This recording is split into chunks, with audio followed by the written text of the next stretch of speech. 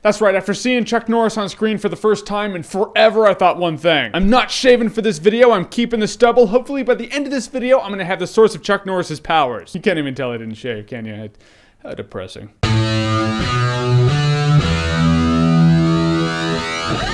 The Expendables 2. So doing this video is going to be simple because the concept of the Expendables 2 is pretty simple. The concept of the first Expendables movie was to take all the action stars of the past and put them all in one movie now. Thing is though, a couple of the big actors of the 80s missed out on that party. Namely Jean-Claude Van Damme and Chuck Norris. They were supposed to be in it, then they weren't, and then I guess they saw the first movie and they were like, hey, we're down for a sequel if you want to do that. Please, we need jobs. So now we have the Expendables 2. With more mayhem and testosterone and explosions and guns and all the cool things that make the world go round and make it just a little more awesome. Movie-wise, that is. From the get-go, the movie starts out in an action scene. So you're like, yeah, all right, so I know what I'm in for. 50 cals are shredding through guys, heads are exploding. You're like, it's so beautiful.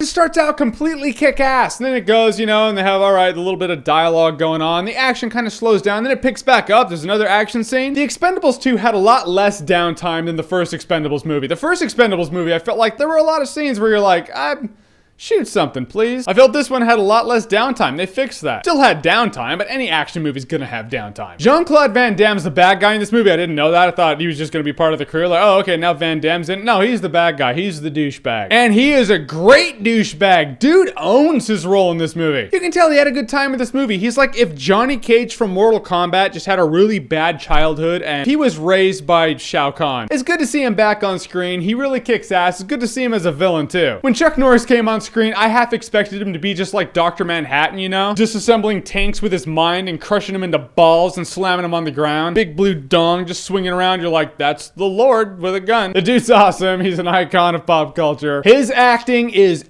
every bit as good as it was in Walker, Texas Ranger.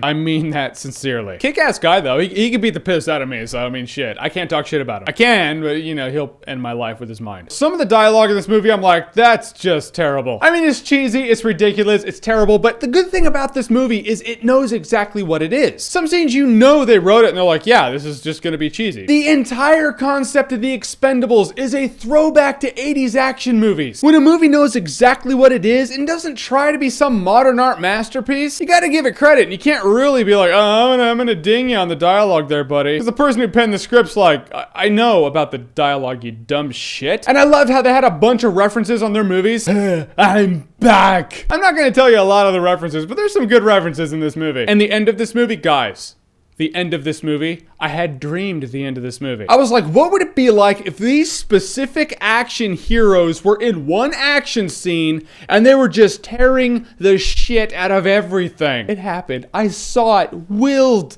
into reality. Well, cinematic reality, which still isn't real, but it was real enough for me. The end of this movie is complete kick-ass. It's what you wanted in the first Expendables movie. Might not have gotten entirely. Now you have it in the Expendables 2. The end of this movie alone made me hyped for the third movie. The movie knows what it is. It knows it's an action movie that's a throwback to 80s action movies. It knows it's cheesy, and it knows how to show you a good time. Is it perfect? No, not at all. But did I have fun with the movie? Yep, I did. The Expendables 2 as a whole is a completely kick-ass time, no alcohol required. If you're looking to watch a movie that's gonna hold you over till The Great Gatsby comes out, I wouldn't recommend this one. But if you want a cool kick-ass movie that fixed some of the flaws in the first Expendables movie, still isn't perfect, but is a good time, Expendables 2, it's pretty fun. Alright, so favorite action movie of all time. What is it? Comment below, let me know. And as always, if you like what you've seen here and you want to see more, click right here to see more. You get out of here! I break you! Line!